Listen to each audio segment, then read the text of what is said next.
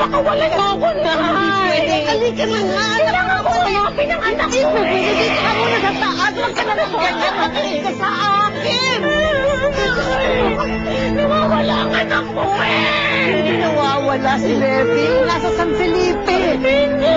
Maayos siya! Anak, pakinggan mo naman ako! Tanggalin niyo to! Halika na dito! Tanggalin niyo to! May hirapan ako sa iyo! Kailangan ko hanapin ang anak ko Hindi nga pwede! Tama na! Tumigil! Ay, wala siya doon!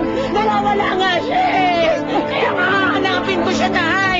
Bakit ba ayaw niya tanggalin ito sa anik ko?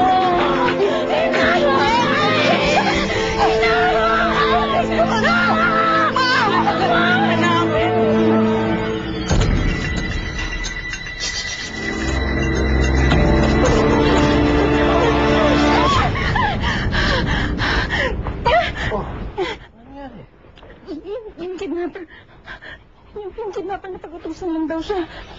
Rachel, wala na ginito. Tapos na yun. Nandito na ako. Sino nag-utos sa kanya? Nakakulong na yung salarin. Saan?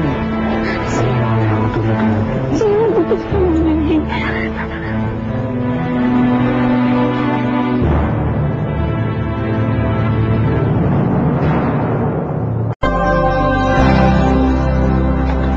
Okay ka lang ba? Ay anak, may nagpuntang producer sa bahay. Naalala mo yung pinirman mong kontrata nung nanalo ka dun sa Binibining San Felipe? Eh may pelikula daw nakasama yung kontrata mo yung napanalo ng mong premyo. Eh magsushooting ka na daw. Ako na napagkasunduan ko namin ni Rachel na ginawa mo na siya mag-artista eh.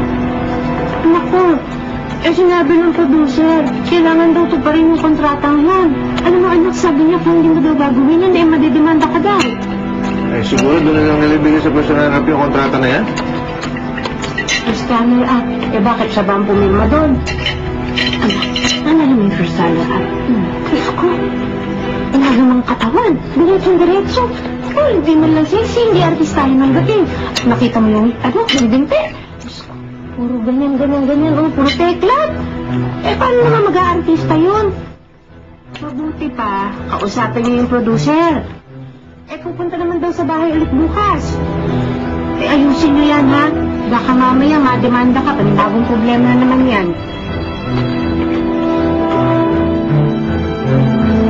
Alam niyo, kailangan ng masimulan niyang pelikulang yan. Ang dami pa kasi nating aasikasuhin. Kailangang magpa-makeover ka. Pero hindi naman sobra, syempre. Kailangan mong magpa-pictorial. Tapos yun din yung gagamitin natin sa ating press conference, ha? At higit sa lahat, kailangan mong mag-undergo ng isang acting workshop.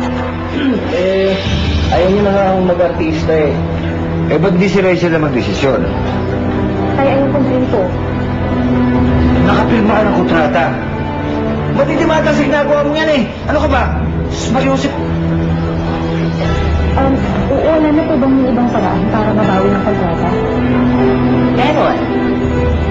Ano yun? Kailangan niyo magbayad ng kalahating milyong piso.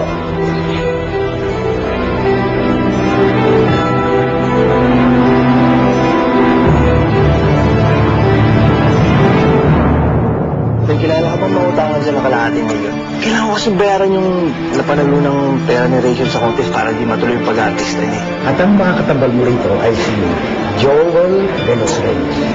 Direk, may halikan ba sila ni Joel? Papaisa. Kaso, Ano, legal? kung kapit ka naman sa patalim. Edmundo! Tingnan mo, mababalikan! Lahat na lang ba ng babae pag nakitahan niya? Kilala ko rin ang asawa ko. Pinagpaplanuhan pa lang niya, alam ko na.